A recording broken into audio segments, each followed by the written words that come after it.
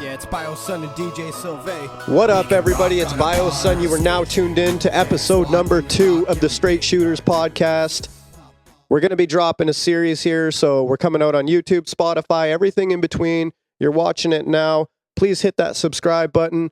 I got a special guest with me, a DJ, an MC, a longtime friend, my man Z-Rat. What up? What up? How you doing, bro? Not bad, not bad. We ran into some technical difficulties. You guys might hear some sawing and stuff because we are in a shop. Yeah, we got a guy jackhammer in there. He's jackhammering. He's listening to pop music. He is. He's building a doomsday bunker. We're going to make fun of him throughout the podcast. But we're not going to make fun of him when this world goes to shit. I walked in on him accidentally when I was coming back from the washroom. He's working on some fucking wicked little stock truck. Oh. He's got it like all ripped apart and he's building a whole new back end and shit. It's sick. Huh. Nice. Well, now I feel like a dick. Well, now he better take us for a rip, hey, bud? Yeah, that guy's on our next podcast. Yeah. So anyways, Z-Rack and I have been making music for many, many years together, and why don't you just go ahead and fill him in? Ooh. We do have Street lost the Fighter. sock. We have Street Fighter We got, in the background. wow. Okay. So fill me in about me. Let us know. What's up? Oh, what do you want to hear? I'm old as shit. How So you long want to is- hear about World War II? When did you start Vietnam? rapping? Oh, I thought we were on the history podcast. Nah. Okay. Anyways, that's Rogan. I'm just playing, but That's Rogan. I started rapping back in 2008.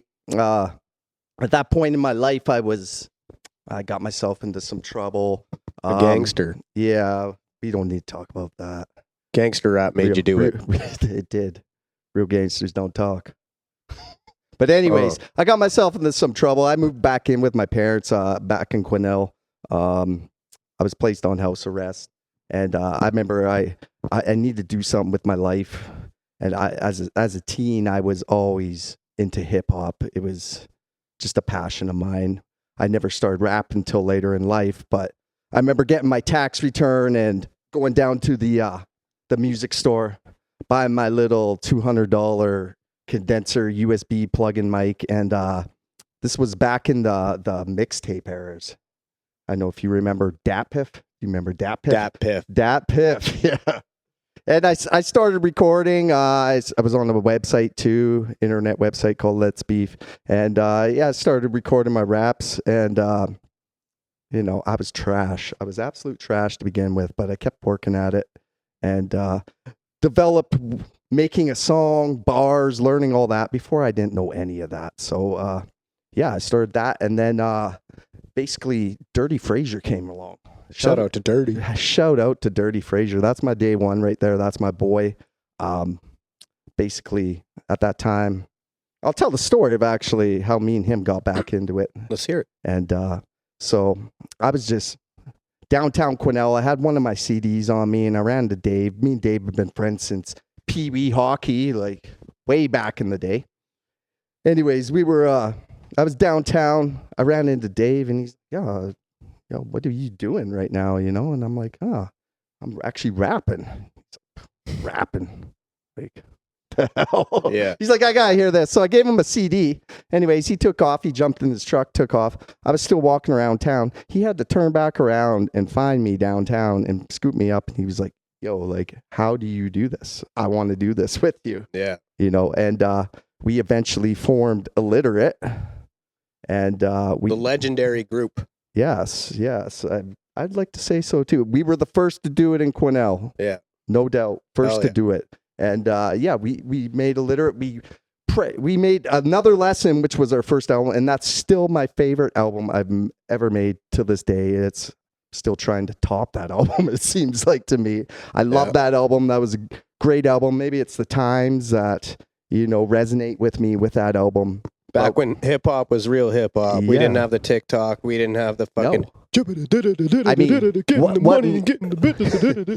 what me and Dirty did is we ended up. I got a printer that could print on CDs, and we printed the logo, the Another Lesson logo, the iconic album cover that we got of the teacher and the student being sucked into hell. Yeah. And I would print on these CDs. We'd buy the cases, we'd buy the covers, everything. and we slapped together something like 300 of those CDs. And me and Dirty used to we would drive around town literally and just give people these CDs. We'd be like, you want a free CD, and our name got out that way. Like, it's much similar to the day where, you're not making a lot on streaming or Spotify but your name's getting out there, which can lead to bigger things. And that did lead to bigger things for, I liked it back then. It was a lot more face to face, right?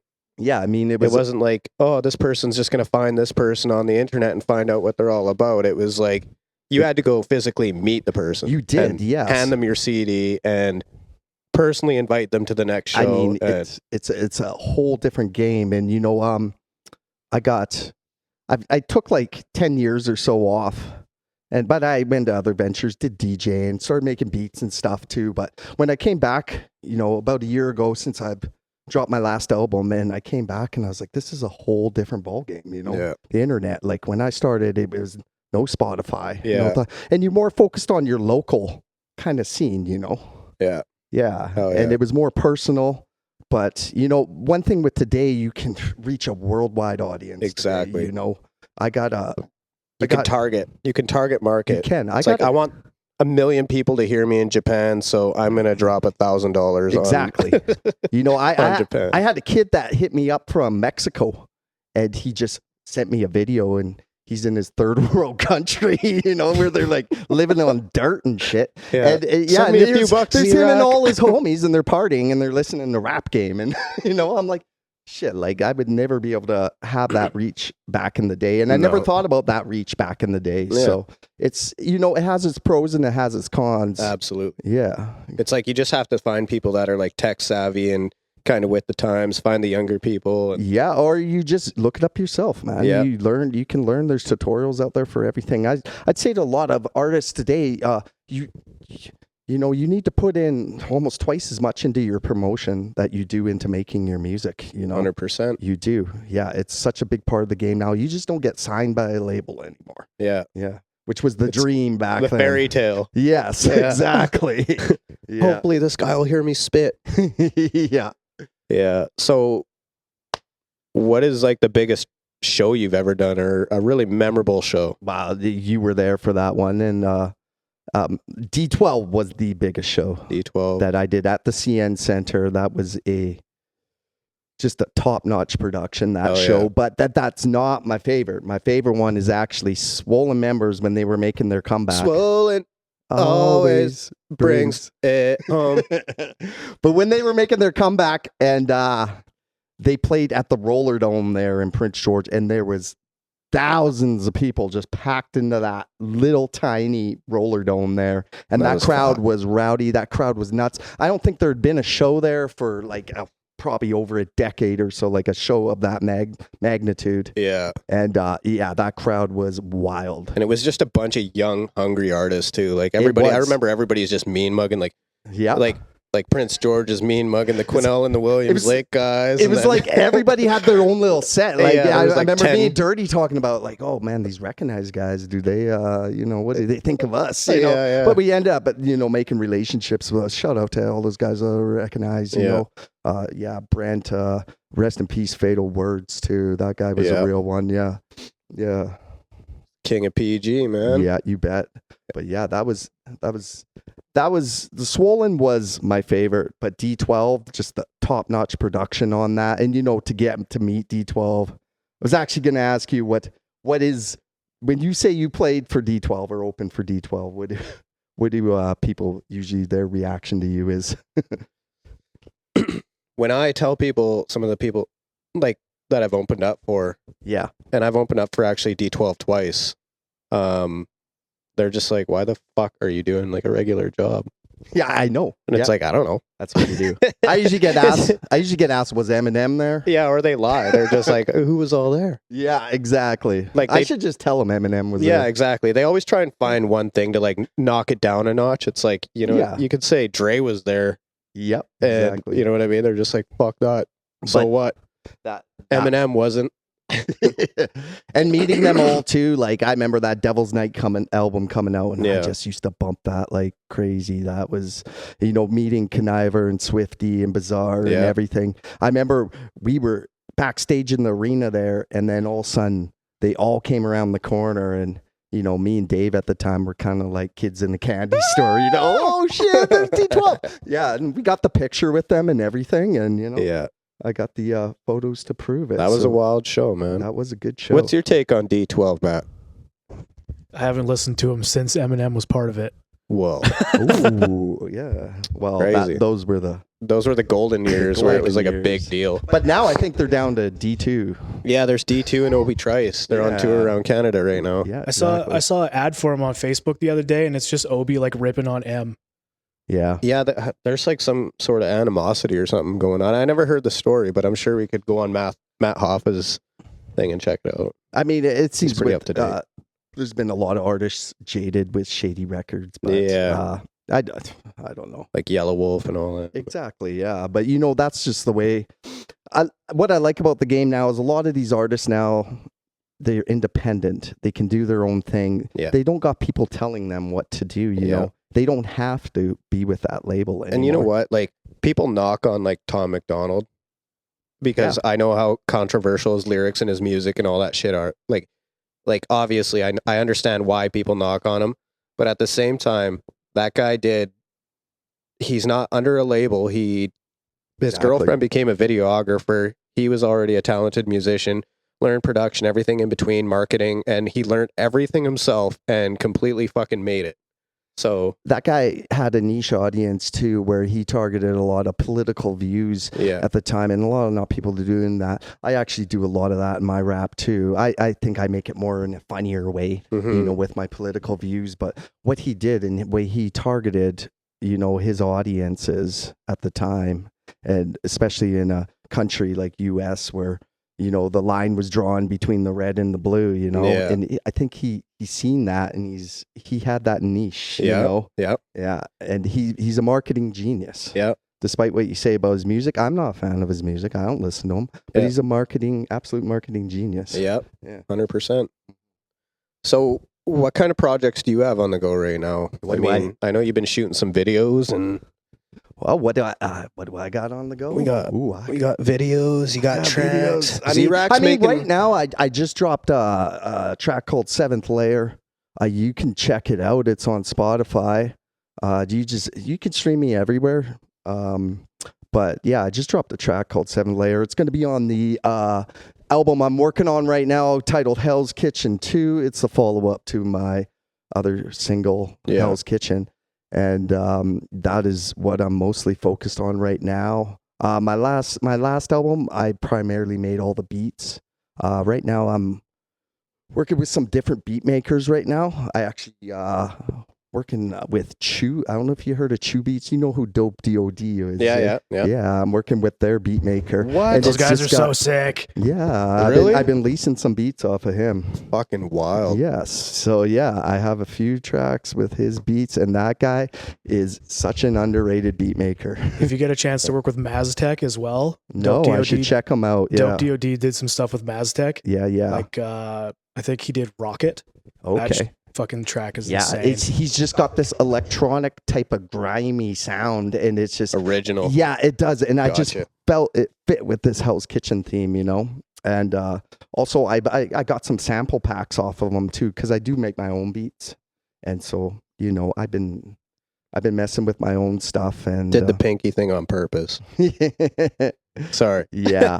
So yeah, I got Hell's Kitchen 2 on the go right now. Nice. I got to get you on it, man. Absolutely, man. I gotta get I know you the time. on it. The time is crazy, as you can see with our technical difficulties. Not everything goes according to plan all the time. No, it doesn't. Yeah.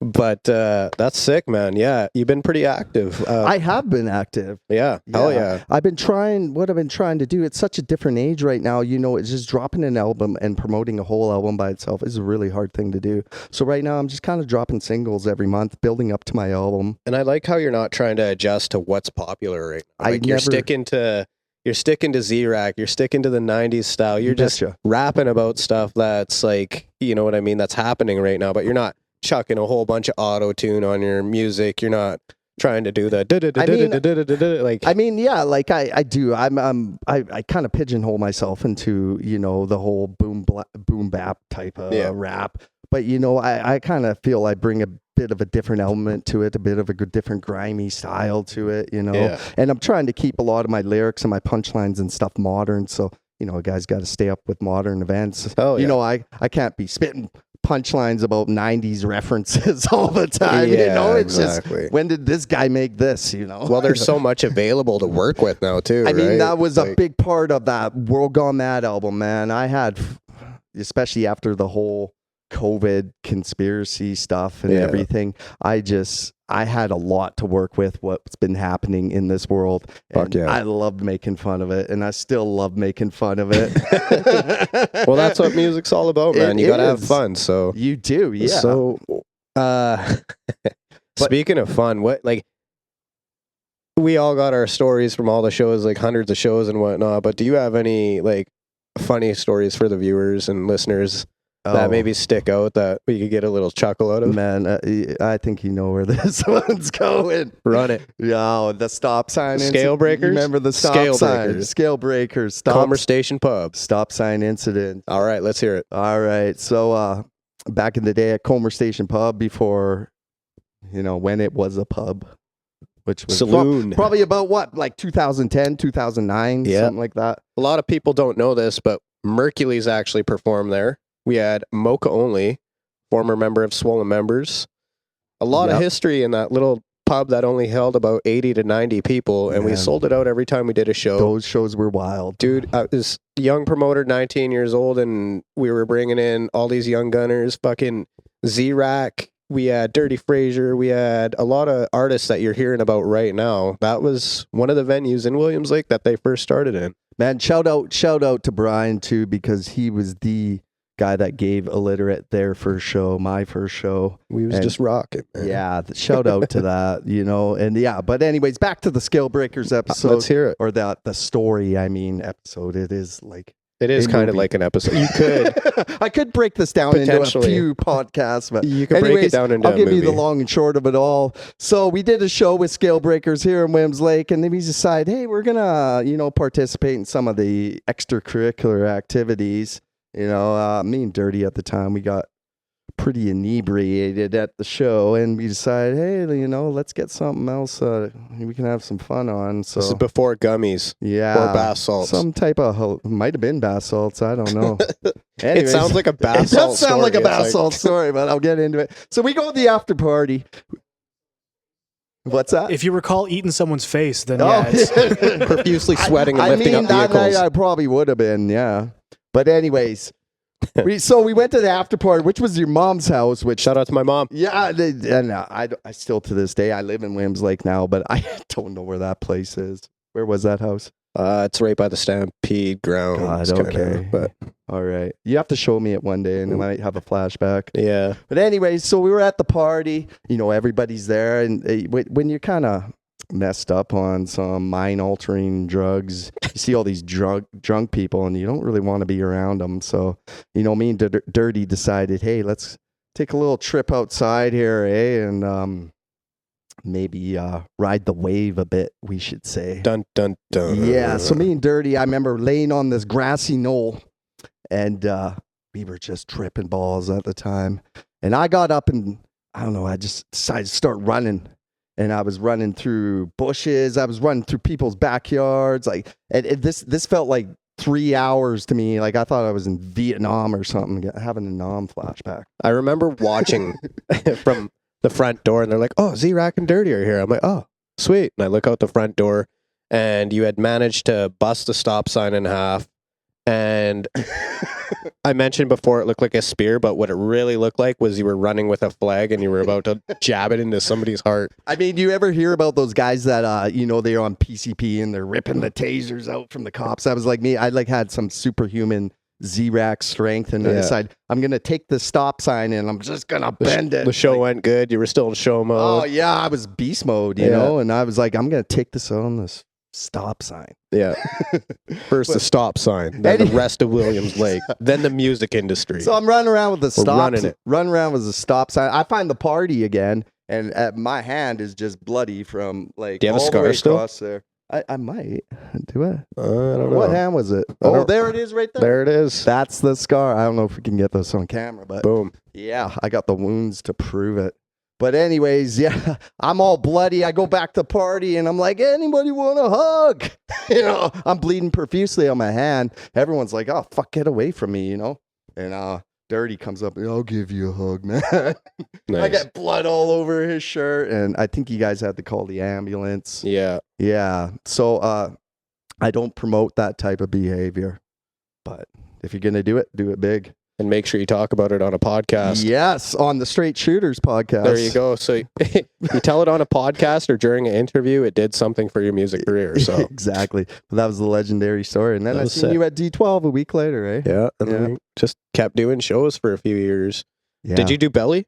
I did Belly. Yes, I We did did Belly. Belly. Yeah, I did Belly. And We massacred the top floor of the 4 Points by Sheridan. that was a Halloween show, I believe, Belly. That was cool. I remember me and Dirty, we came through the back and we came through the crowd. It was cool. We came through the crowd and made our way to the stage.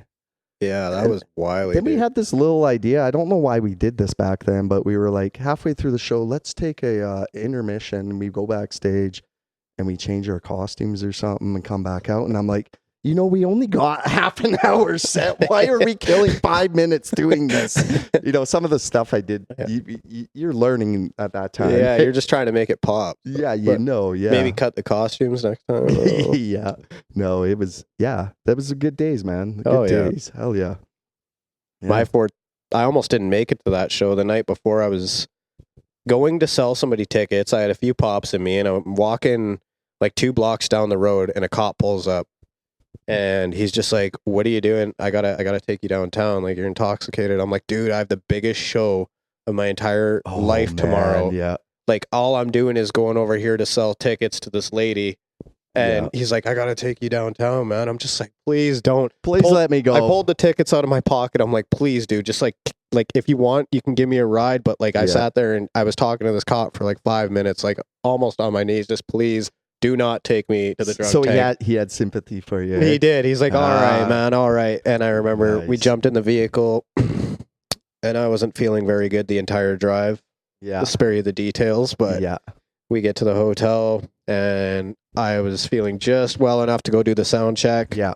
We ended up nailing the set, but I wasn't feeling good at all. Yeah. And then it just turned into a massive party and we're not allowed back at the 4 Points by Sheridan in Prince George ever again. Nice. And all the artists had to pay the promoter money because it was just trashed. Belly's room was like 2 rooms from ours. Yeah. So we're all like talking about how wicked the show was and just Belly just walks by.